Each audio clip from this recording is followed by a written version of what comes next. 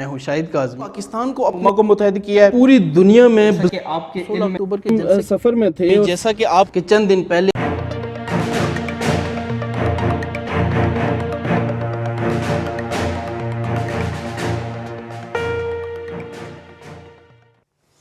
میرے دیکھنے اور سننے والوں کو السلام علیکم ناظرین، اس ویڈیو بلاگ کے ساتھ میں ہوں شاہد کاظمی۔ جیسا کہ آپ کے علم میں ہے کہ اس وقت پی ڈی ایم کی احتجاجی تحریک پورے پاکستان کے اندر زور و شور سے جاری ہے، اور اس کا سب سے پہلا جلسہ جو گجرانوالہ میں ہوا اس سے اپوزیشن کی احتجاجی تحریک کا اپوزیشن کے رہنماؤں نے ایک ٹیمپو سیٹ کرنے کی کوشش کی، اور اس ٹیمپو کا فالو اپ ہم نے کراچی جلسے میں دیکھا، جہاں پہ پیپلز پارٹی میزبان کی صورت میں وہاں پہ موجود تھی، جبکہ پنجاب میں گجرانوالہ اور اس کے گرد و نواح کا جیسا کہ آپ کے معلوم ہے کہ پاکستان مسلم لیگ نواز کم و بیش ساری ہی سیٹیں جیتی ہوئی ہے۔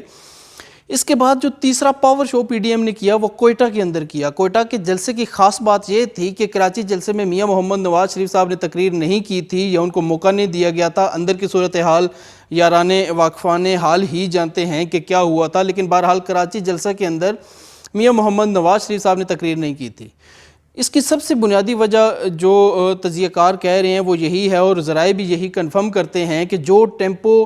گجرانوالہ کے اندر سیٹ ہوا تھا اپوزیشن کی احتجاجی تحریک کا، اور میاں محمد نواز شریف صاحب کی تقریر نے جو ایک حال بنا دیا تھا اپوزیشن کی احتجاجی تحریک کا، اس کو تھوڑا سا بیک گراؤنڈ میں لے کے جانے کے لیے، اس ٹیمپو کو تھوڑا سا کم کرنے کے لیے اپوزیشن کے رہنماؤں کے درمیان بھی یہ اتفاق رائے پایا گیا، اور مسلم لیگ نون کے سینئر رہنما بھی میاں محمد نواز شریف صاحب کے اس سخت بیانیے اور سخت رد عمل سے کنارہ کرنے کی کوششیں اگر نہیں کر رہے تو کم از کم یہ آپس میں گفت و شنید لازمی وہ کر رہے ہیں کہ اگر ہم نے احتجاجی تحریک چلانی ہے تو اس درجہ سخت رویے کی وجہ کیا ہے۔ بے شک اس میں کوئی شک نہیں کہ کراچی واقعہ جو ہوا، مریم صفدر صاحبہ اور کیپٹن صفدر کے جو ہوٹل پہ قانون نافذ کرنے والے اداروں نے جو کارروائی کی، اور اس پہ کیپٹن صفدر صاحب کو جو مزار قائد پہ تقریر کی وجہ سے ان کو گرفتار کیا گیا، ان پہ ایف آئی آر کاٹی گئی، یہ پورا معاملہ ایک متنازع حیثیت اختیار کر چکا ہے۔ اس پورے معاملے میں اگر ایک درست فیصلہ بھی تھا ان کو گرفتاری کا، تو ایک درست فیصلے کو غلط طریقے سے امپلیمنٹ کیا گیا۔ بہرحال کراچی جلسے کے بعد صورتحال تھوڑی سی سامنے آنا اس وجہ سے بھی شروع ہوئی کہ اندرون خانہ یہ خبریں زیر گردش ہیں، اور مختلف ذرائع بھی اس بات پہ چہ مگوئیاں کرتے ہوئے نظر آتے ہیں کہ پیپلز پارٹی پاکستان مسلم لیگ نون سے تھوڑا سا اپنا فاصلہ برقرار رکھنے کی کوشش کر رہی ہے۔ پیپلز پارٹی ایک لبرل جماعت رہی ہے، اور اس کے علاوہ ایک ترقی پسند رجحانات کی حامل جماعت پاکستان پیپلز پارٹی اور پاکستان کو گردانا جاتا ہے۔ بلاول بھٹو زرداری جو ہیں ان کا بیانیہ اگر آپ دیکھ لیجئے، آصف زرداری کا بیانیہ دیکھ لیجئے، پاکستان پیپلز پارٹی کے دیگر رہنماؤں کا بیانیہ دیکھ لیجئے، تو پاکستان پیپلز پارٹی کے بارے میں عام رجحان، عام تاثر یہی ہے کہ یہ ایک ترقی پسند نظریات کی جماعت ہے۔ اس کے برعکس پاکستان مسلم لیگ نواز کے حوالے سے اگر جائزہ لیجئے تو پاکستان مسلم لیگ نواز سخت گیر رجحانات اپنانے کے حوالے سے شہرت رکھتی ہے، اور خاص طور پہ پنجاب کی سیاست کے حوالے سے اگر جائزہ لیا جائے تو پہلی دفعہ ہم یہ کہہ سکتے ہیں کہ مکمل طور پہ پاکستان مسلم لیگ اقتدار سے باہر ہوئی ہے، تو یقینی طور پہ اتنے عرصے اقتدار میں رہنے کے بعد یہ چیزیں ایڈجسٹ کرنا تھوڑا سا مشکل ہے۔ اب ہم آتے ہیں کوئٹہ جلسے کی طرف۔ کوئٹہ جلسے میں سب سے اہم بات جو ہمیں نظر بھی آئی اور تقاریر کے اندر بھی وہ دیکھا گیا کہ بے شک میاں محمد نواز شریف صاحب نے D G I S I کو مخاطب کیا، آرمی چیف کو مخاطب کیا، جو گجرانوالہ جلسے میں بھی انہوں نے مخاطب کیا تھا، لیکن ہمارے ذرائع یہ بتاتے ہیں کہ کوئٹہ جلسے اور گجرانوالہ جلسے میں زمین آسمان کا فرق اس وجہ سے ہے کہ میاں صاحب کو اپنی پارٹی کے اندر سے ریزسٹنس برداشت کرنی پڑ رہی ہے، مزاحمت برداشت کرنی پڑی ہے ان کے گجرانوالہ کے سخت رویے کی وجہ سے۔ یہی وجہ ہے کہ ہم نے کوئٹہ میں دیکھا کہ بے شک میاں صاحب کا رویہ سختی لیے ہوئے تھا، سختی کا تاثر لیے ہوئے تھا، لیکن جو معیار انہوں نے اپنی تقریر کا گجرانوالہ میں سیٹ کیا تھا، جو ٹون انہوں نے دکھائی تھی گجرانوالہ میں، وہ ٹون میاں صاحب کی کوئٹہ جلسے کے اندر نظر نہیں آئی۔ کوئٹہ جلسے کے بعد دیگر جو اجتماعات ہونے ہیں پی ڈی ایم کے، اس میں بھی آپ دیکھیں گے کہ جس طرح عمل دخل جو ہے کوئٹہ جلسے میں وہ پاکستان پیپلز پارٹی کا بہت کم ہمیں نظر آتا ہے۔ اسی دوران جب کوئٹہ میں یہ اجتماع پی ڈی ایم کا ہو رہا تھا تو بلاول بھٹو زرداری گلگت بلتستان کے اندر اپنی مصروفیات جاری رکھے ہوئے تھے۔ شنید یہی ہے، اور اندرون خانہ حالات یہی ہیں، اور ذرائع بھی یہ کنفرم کر رہے ہیں کہ پاکستان پیپلز پارٹی نے گجرانوالہ میں میاں محمد نواز شریف کے ٹون پر رد عمل دیا ہے، اور ایک بازگشت یہی سنائی دی جانے لگی ہے کہ گجرانوالہ جلسے کے بعد پیپلز پارٹی نے اپوزیشن کے رہنماؤں سے رابطے بھی کیے ہیں، اور میاں محمد نواز شریف صاحب کی تقریر کے بعد پارٹی کے نون لیگ کی پارٹی کے اندر بھی ایک رائے ایسی پیدا ہوئی ہے کہ اگر ہم نے واقعی احتجاج کی راہ اپنانی ہے تو ہمارے پاس دلیل ہونی چاہیے، منطق ہونی چاہیے، بجائے اس کے کہ ہم اداروں پہ تنقید کریں۔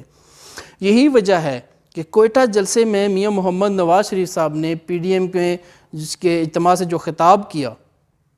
اس میں وہ اداروں سے تھوڑا سا پیچھے ہٹے اور شخصیات پہ انہوں نے بات کرنے کی کوشش کی۔ اس کے علاوہ دیگر بہت سی ایسی باتوں کو وہ موضوع بحث لائے، جیسے بلوچستان کی محرومیوں کے حوالے سے انہوں نے گفت و شنید کی، لیکن وہاں پہ وہ یہ بتانا شاید بھول گئے کہ اپنے دور اقتدار میں 3 دفعہ وزیر اعظم رہنے کے حوالے سے بطور وفاق انہوں نے بلوچستان کے لیے کیا اقدامات کیے، بلوچستان کی ترقی کے لیے کیا کیا۔ یہاں سونے پہ سہاگا یہ ہوا کہ انہوں نے کارگل کے ایشو کے اوپر بات کی، انہوں نے دیگر قومی سطح کے مسائل کے اوپر بات کی، لیکن اس حوالے سے وہ ایک حقیقت سے چشم پوشی کرتے رہے ہیں کہ اپنے دور اقتدار میں ان تمام محرومیوں کے خلاف، عوامی محرومیوں کے خلاف انہوں نے کتنا جہاد کیا، کتنی کوششیں کی۔ یقینی طور پہ ڈکٹیٹرشپ کا بہت دفعہ انہوں نے ذکر کیا، کارگل ایشو کو، ڈکٹیٹرشپ کے نظریات کو انہوں نے گڑ مڑ کرنے کی کوشش کی، دیگر کئی حوالوں سے بھی ڈکٹیٹرشپ کا انہوں نے ذکر کیا، لیکن کسی دور میں وہ ڈکٹیٹرشپ کا جو خود ساتھ دیتے رہے ہیں، انہوں نے اس موقع کو غنیمت جانتے ہوئے اگر کوئٹہ جلسے کے اندر وہ ذکر کر دیتے کہ وہ اپنی کوتاہیوں پہ معافی مانگتے ہیں تو ہو سکتا ہے پی ڈی ایم کے اگلے جلسے میں ان کا سیاسی قد مزید بڑھ جاتا۔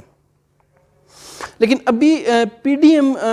سے پشت جاتی نظر آ رہی ہے میاں صاحب کی تمام تقاریر کے اندر۔ وہ اپنے ان تقاریر کے اندر پی ڈی ایم کا نام لیتے ہیں، پی ڈی ایم کا ذکر بھی کرتے ہیں، لیکن پی ڈی ایم کا جو ایجنڈا اس وقت ہے وہ مکمل طور پہ میاں صاحب کی تقاریر سے پس منظر میں جانا شروع ہو گیا، جس پہ دبا دبا احتجاج اپوزیشن کے دیگر رہنماؤں نے کرنا بھی شروع کر دیا ہے۔ اور اطلاعات یہی ہیں، ہمارے پاس اطلاعات ہیں ایسی کہ میاں صاحب کے جو مستقبل قریب میں پی ڈی ایم کے مزید جلسے ہیں ان کے اندر اس حوالے سے بحث و مباحثہ بھی کیا جائے گا کہ پی ڈی ایم کا جو ایجنڈا ہے حکومت کے خلاف اس کو آگے لے کے آیا جائے، بجائے اس کے کہ میاں صاحب ہر تقریر کے اندر نون لیگ کے خلاف مظالم، نون لیگ کے خلاف ظلم و ستم کی داستان سنانا شروع کر دیں، یا اپنے خاندان کے حوالے سے وہ صرف سنانا شروع۔ ووٹ کو عزت دو کا اپنا بیانیہ انہوں نے مجموعی طور پر پوری اپوزیشن کے سامنے نہیں رکھا، نہ اس پہ وہ ڈسکس کر سکیں ابھی تک۔ اس کو ووٹ کو عزت دو کا بیانیہ صرف نون لیگ کا بیانیہ بن کے رہ گیا، اور یہی بیانیہ اب تک پی ڈی ایم کے تمام جلسے جلوسوں کے اندر ڈسکس ہو رہا ہے، جس کی وجہ سے یقینی طور پہ پی ڈی ایم جو اپوزیشن جماعتوں کا پاکستان ڈیموکریٹک الائنس ہے اس وقت موجودہ صورتحال میں، اس کو نقصان پہنچ رہا ہے۔ اور آنے والے جلسوں میں ہم دیکھیں گے کہ نون لیگ کے بیانیے کے بجائے پی ڈی ایم کے بیانیے کو تقویت دی جائے گی۔ میاں صاحب ہو سکتا ہے کہ اگر اپوزیشن رہنماؤں کے ساتھ چلنا چاہتے ہیں تو انہیں پی ڈی ایم کے دیگر مسائل کی طرف توجہ دینی ہوگی۔ جہاں پہ انہوں نے ذکر کیا اپنی تقریر کے دوران، ایک حیران کن ہے کہ ایک قومی سطح کا ہمارا رہنما جو ہے وہ ایسی چیزوں سے لا علم ہے۔ انہوں نے ذکر کیا کہ پاکستانی روپے کی قدر جو ہے وہ نیپالی روپے اور دیگر علاقائی کرنسیوں سے بھی نیچے چلی گئی ہے، افغانی روپے سے بھی نیچے چلی گئی ہے، لیکن جب ہم نے ان کرنسیوں کو آن لائن کرنسی کنورٹرز کے ذریعے جاننے کی کوشش کی تو ان کے اس دعوے میں کوئی حقیقت نظر نہیں آئی۔ افغانی کرنسی بھی ہے پاکستانی روپے سے اس وقت قدرے پیچھے ہے، اور نیپالی روپیہ جو ہے وہ بھی پاکستانی کرنسی سے قدرے پیچھے ہے۔ پاکستان کی کرنسی روپیہ مستحکم نہیں ہے، لیکن پھر بھی ان کی اس مثال کے مطابق اگر جائزہ لیا جائے تو یہ مثال ان کی مکمل طور پر غلط ہے۔ اس کے علاوہ ہم یہ کہہ سکتے ہیں نون لیگ کا سوشل میڈیا بہت متحرک رہا ان کی تقریر کو لائیو دکھانے میں اور سرکولیٹ کرنے کے حوالے سے، لیکن میاں صاحب کی تقریر میں سوائے پرانے دعووں اور اپنے اوپر کیے گئے ظلم و ستم کی داستان سنانے کے کچھ نیا نہیں تھا، جس کی وجہ سے پی ڈی ایم کے رہنماؤں میں بھی مایوسی پھیل رہی ہے، اور پی ڈی ایم کے جلسے جلوسوں میں آنے والے پارٹی کارکنان بھی اب اس پہ بات کرنا شروع ہو چکے ہیں کہ میاں صاحب مہنگائی کے خلاف بات کب کریں گے، میاں صاحب ٹیکس ریفارمز کے خلاف بات کے حق میں یا ان کے خلاف جو بھی ہو رہا ہے اس میں بات کب کریں گے، الیکشن اصلاحات کے حوالے سے میاں صاحب کب بات کریں گے۔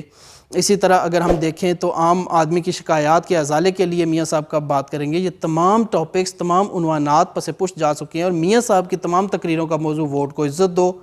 نون لیگ کے خلاف کیے گئے ظلم و ستم کی داستان، کیپٹن صفدر کا دروازہ ان کے کمرے کا توڑ کے ان کو گرفتار کرنا، اور شہباز شریف، حمزہ شریف کے گرفتاری کے گرد گھوم رہا ہے۔ میاں صاحب کی تقاریر سے اس وقت کسی بھی حوالے سے یہ محسوس نہیں ہو رہا کہ وہ قومی سطح کے یا عالمی سطح کے رہنما ہیں اور ایک ایٹمی قوت کے 3 دفعہ وزیر اعظم رہ چکے ہیں۔ یہاں ضرورت اس امر کی ہے کہ پی ڈی ایم کو اگر واقعی ہی حکومت مخالف اتحاد کے طور پہ چلانا ہے یا اس میں کچھ طاقت دکھانی ہے یا اس میں کچھ جان دکھانی ہے اپوزیشن رہنماؤں کو، تو انہیں عوامی مسائل کی طرف توجہ دینی ہوگی، مہنگائی کے خلاف جدوجہد کرنی ہوگی، پی ڈی ایم جلسے جلوسوں کا موضوع مہنگائی کو بنانا ہوگا، اس کے علاوہ عالمی معیشت کو بنانا ہوگا، پاکستان کے اندر صنعتی اداروں کی تباہی کو بنانا ہوگا اور دیگر ایسے قومی مسائل کی طرف بنانا ہوگا پی ڈی ایم کا رجحان، کہ عوام حقیقی معنوں میں اپنی توجہ ڈائیورٹ کر سکیں، اس سوچ کی طرف آ سکیں کہ واقعی ہی پی ڈی ایم عوام کے حقوق کی جنگ لڑ رہی ہے، نہ صرف اپنی کرپشن بچانے کے لیے اور اپنے مفادات کی جنگ لڑ رہی ہے۔ میرا یہ ویڈیو بلاگ اگر آپ کو اچھا لگے، اس ویڈیو بلاگ کو لائک کیجیے گا، اس بلاگ پر رائے دیجیے گا، شیئر کیجیے گا اور چینل سبسکرائب کرنا ہرگز نہ بھولیے گا۔ اللہ حافظ۔